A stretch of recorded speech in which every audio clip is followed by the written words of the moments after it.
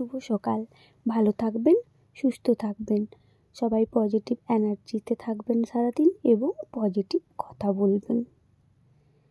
দেখুন প্রকৃতি কী সুন্দর, গাছ, ফুল, প্রজাপতি। তবে আজকের দিনটা আমার খুব ব্যস্ততার মধ্যে দিয়েই যাবে।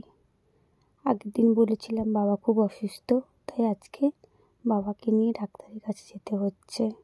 বাবার শরীর খুবই খারাপ।